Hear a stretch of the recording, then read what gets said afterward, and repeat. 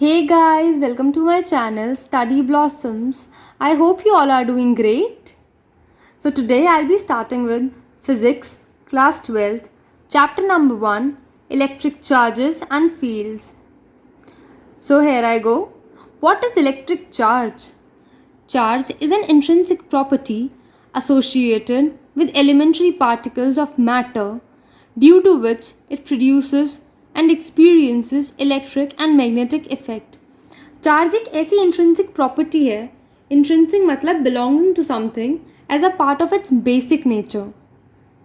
ये एक intrinsic property होती है जो कि एसोसिएटेड होती है with elementary particles of matter, matter के एलिमेंट्री पार्टिकल्स से, due to which it produces and experiences electric and magnetic effect, जिसकी वजह से ये प्रोड्यूस और एक्सपीरियंस करती है इलेक्ट्रिक और मैग्नेटिक इफेक्ट को.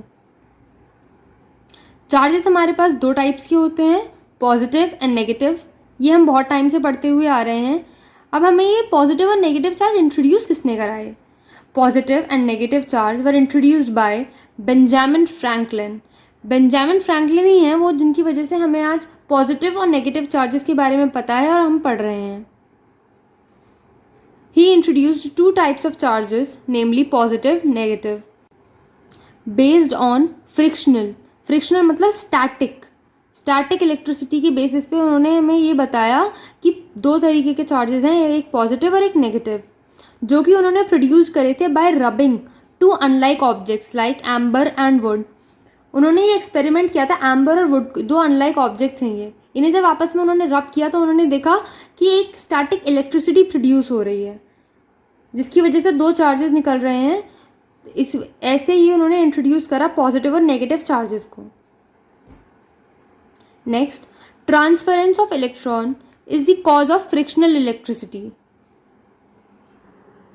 ये जो फ्रिक्शनल इलेक्ट्रिसिटी प्रोड्यूस होती है, इसके प्रोड्यूस होने की कॉज जो है वो इलेक्ट्रॉन्स का ट्रांसफ़र है. जब तक इलेक्ट्रॉन्स का ट्रांसफ़र नहीं होगा तो इलेक्ट्रिसिटी प्रोड्यूस होगी ही नहीं. या तो आपको गेन या लूज़ करने ही पड़ेंगे अगर आपको इलेक्ट्रिसिटी प्रोड्यूस करानी है तो. Its SI unit is coulomb.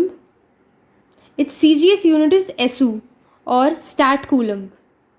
SI unit तो इसका कूलम है, जो कि हम न्यूमेरिकल्स करते हैं या कुछ भी अगर हम लिखना होता है तो हम उसे कूलम में लिखते हैं. और अगर हमसे स्पेसिफिकली CGS सिस्टम की यूनिट पूछ रही है तो देन इट इज़ SU और you can write it as stat coulomb.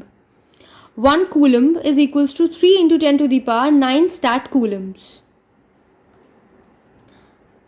Bodies like glass or plastic rods, silk, fur, pith balls are electrified because they acquire an electric charge on rubbing. You have to note it down. जो bodies होती हैं जैसे कि plastic rod, silk, फर, पिथ balls, जब इन्हें आपस में हम रब करेंगे तो आप देखेंगे कि ये इलेक्ट्रीफाई हो जाती हैं. क्यों? क्योंकि ये अक्वायर कर लेती हैं एक इलेक्ट्रिक चार्ज जब इनको हम रब करते हैं. तो समझ रहे हैं आप? इसको किसी भी आप ऑब्जेक्ट को देख लीजिएगा इस टाइप के रब करके तो ये इलेक्ट्रीफाई हो जाएगा on rubbing. Pith balls are electrified और आर चार्ज्ड बाय कॉन्टैक्ट. जो हमारे पास पिथ बॉल्स होती हैं वो चार्ज होती हैं कॉन्टैक्ट से. अगर हम कॉन्टैक्ट में लाएंगे दो पिथ बॉल्स को तो आप देखेंगे कि वो इलेक्ट्रीफाई हो जाएंगी. The property which differentiates the two kinds of charges called the polarity of charge. जो प्रॉपर्टी डिफ्रेंशिएट करती है दो तरीके के चार्जेस को उसे कहते हैं पोलैरिटी. पोलैरिटी मतलब positive and negative charges. A simple apparatus to detect charge on a body is the gold leaf electroscope. एक बहुत ही सिंपल सा apparatus है हमारे पास. अगर हमें चार्ज को किसी बॉडी पर डिटेक्ट करना है then that is a gold leaf electroscope. उससे आप बहुत ईजिली चार्ज को डिटेक्ट कर सकते हैं. इसमें जो चार्ज होता है it can be indicated by the degree of divergence. इसमें एक डिग्री ऑफ डाइवर्जेंस होती है, उसके बेसिस पे आप चार्ज को इंडिकेट कर सकते हैं कि इसमें चार्ज प्रेजेंट है या नहीं. Next, to electrify a neutral body we need to add or remove one kind of charge. अगर आपको किसी चीज़ को इलेक्ट्रीफाई करना है तो आपको एक तरीके का चार्ज या तो उसमें ऐड करना पड़ेगा या रिमूव करना पड़ेगा, तभी आपकी बॉडी इलेक्ट्रीफाई हो पाएगी. This you have to note it down क्योंकि ये बहुत ही बेसिक चीज़ है और आपको ये पता होनी चाहिए. इसके बेसिस पे काफ़ी क्वेश्चंस भी बन सकते हैं for your competitive exam as if NEET, JEE और बोर्ड्स में. It can help you, so remember. Next we'll do the difference between conductors and insulators. ये तो हम बहुत टाइम से करते हुए आ ही रहे हैं और काफ़ी बच्चों को याद भी हो गया होगा, और जिनको नहीं हुआ है वो देख लें एक बार। The difference between conductors and insulators is substances through which electricity can flow are called conductors and the substances through which electricity cannot flow are called insulators। बहुत सिंपल सी बात है, जिनमें इलेक्ट्रिसिटी फ्लो हो रही है वो कंडक्टर्स, जिनमें नहीं हो रही है वो insulators. Electrical resistances of conductors are very low, electrical resistances of insulators are infinitely very high. ये भी टर्म्स इंटर रिलेटेड है। इलेक्ट्रिकल रेजिस्टेंस जब बहुत कम होगी तो करंट फ्लो हो जाएगा, और जब रेजिस्टेंस ही आप इतनी बढ़ा देंगे कि करंट फ्लो ही नहीं कर पाएगा तो obviously it will work as insulator. Next, they contain large number of free electrons, they do not contain free electrons. Conductors के पास बहुत सारे फ्री इलेक्ट्रॉन्स प्रेजेंट होते हैं, जबकि इंसुलेटर्स के पास ऐसा नहीं होता है, क्योंकि जो फ्री इलेक्ट्रॉन्स होते हैं वो इलेक्ट्रिसिटी को फ्लो कराते हैं, और इंसुलेटर्स में तो इलेक्ट्रिसिटी फ्लो ही नहीं होती, तो उनका फ्री इलेक्ट्रॉन्स का क्या काम है। Simple. Next, generally metals are conductors, generally non metals are insulators. ये बात आप याद रखें, जो मेटल्स होती हैं वो कंडक्टर्स होती हैं और नॉन मेटल्स जो होती हैं वो इंसुलेटर्स होती हैं। बट स्टिल एक्सेप्शंस कुछ होते हैं, उन एक्सेप्शंस को अगर हम असाइड रख दें तो जितने भी मेटल्स होते हैं वो कंडक्टर्स, और इंसुलेटर्स जो होते हैं वो नॉन मेटल्स। कंडक्टर्स के एग्जाम्पल देख लेते हैं हम, जैसे सिल्वर, कॉपर, एल्यूमिनियम। जितनी भी हमारे घर में वायरिंग हुई होती है, उन वायरिंग के अंदर जो वायर्स होती हैं वो कॉपर की वायर होती हैं, because copper is an very good conducting material. अब आप सोच रहे होंगे कि हम सिल्वर की यूज़ क्यों नहीं करते, because silver is an expensive metal, बहुत महंगी पड़ती हैं सिल्वर की वायर्स अगर आप लगवाते हैं तो, इसीलिए फॉर अ चीपर प्राइस हम कॉपर की वायर्स अपने घरों में वायरिंग में यूज़ करते हैं। इंसुलेटर्स के एग्जाम्पल हैं would, rubber, plastic, nylon.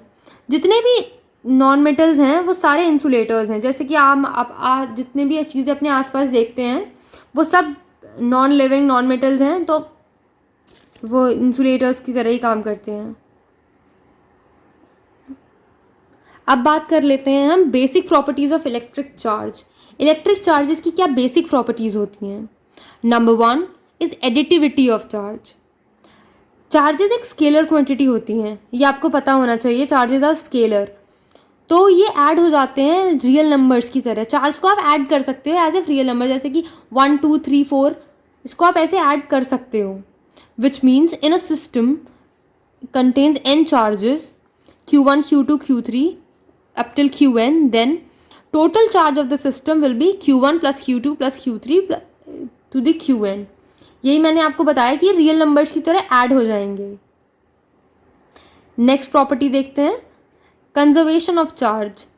The total charge of an isolated system always remains conserved, that is initial and final charge of the system remains same. Conserved रहने का मतलब है जितना चार्ज इनिशियल था उतना ही हमारा फाइनल चार्ज होगा। ऐसा नहीं है कि फाइनल कुछ और इनिशियल कुछ और। It couldn't happen in case of charges. Are you understanding? Next property is quantization of electric charge. Charge exists in discrete amount rather than continuous value, and hence they are said to be quantized.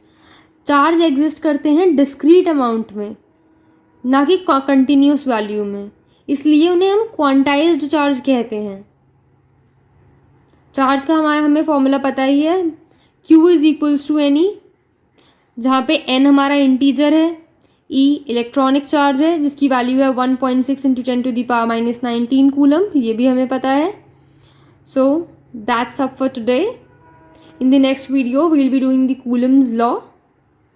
Till then, thank you. If you like the video and understood the basics of this chapter, so do like, comment, share and subscribe to my channel Study Blossoms. Thank you. Stay home, stay safe.